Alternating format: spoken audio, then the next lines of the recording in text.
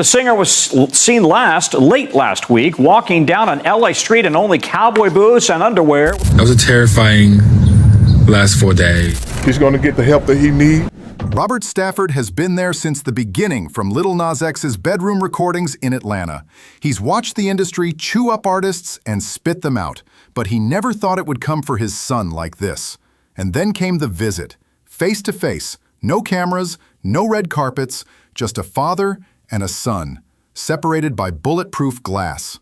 What Lil Nas X whispered through that phone on the other side of the glass would shatter Robert to his core and reveal a side of his son the world has never seen. But before we get into all the raw, heartbreaking details, don't forget to smash that like button, because when you hear what Robert Stafford has to say, you'll never look at fame the same way again. The world first learned about this story through chaotic, fragmented headlines. August 21st, 2025, Los Angeles.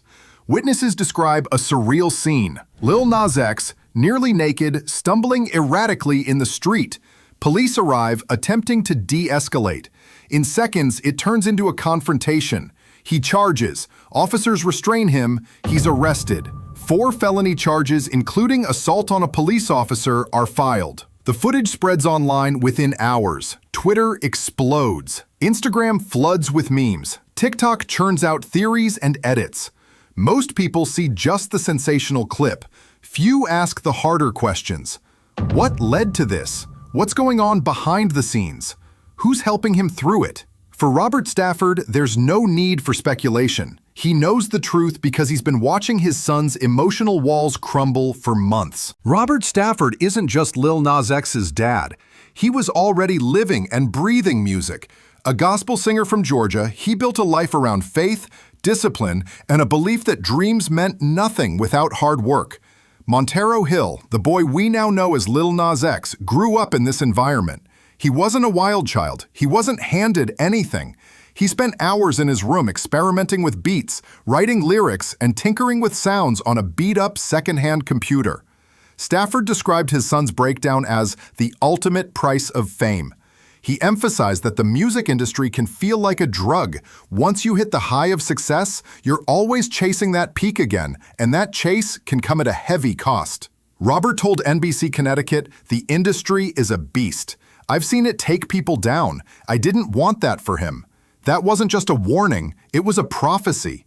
He also framed the personal burden weighing on his son, the pressure of being the breadwinner for many, the inability to change his mother's addiction struggles, and the constant need to outpace his own previous achievements. For a 26-year-old, Stafford said, that kind of weight can crush you, and that pressure was playing out under the glare of the world spotlight. But here's the question, was this just the weight of fame, or was something or someone pushing him past his breaking point? Still, Robert stood by his son. He was there at shows. He defended him in interviews. He was the voice of reason when criticism came from all sides. And when his son didn't listen, Robert kept showing up anyway. Because in the chaos of the music business, Robert understood something simple.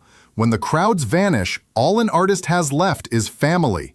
And soon, Robert would find out just how much his son still needed him. The call came, the arrest, the charges, the hospital transfer. Robert says his heart sank, not just because of the legal trouble, but because he knew his son had reached a breaking point. The phone rang. Robert picked up, and in seconds, his world shifted. Hospitalized, 4 felony charges, a court date, his son was in custody. When Robert visited Montero in jail, he was struck by how fragile his son looked, wearing blue jail scrubs, emotionally and physically thin, every headline circling overhead. He broke down in tears the moment he walked through those Hale doors. It's the moment that will haunt Robert forever. Robert sat down, picked up the phone. His son mirrored the motion on the other side of the glass. The first words were quiet, almost ashamed. "Dad, I'm sorry." Robert says those words cut deeper than anything he'd ever felt. But then came the request, the one Robert has never fully shared with the public. He's hinted at it in interviews, calling it a cry for help, but has refused to give specifics. Not because it wasn't important, but because it was too personal, too raw. Whatever those words were, they told Robert one thing. His son wasn't just going through a rough patch, he was standing at the edge of something far darker. But what exactly had driven him there? Was it the unrelenting pressure of the music business? A personal betrayal?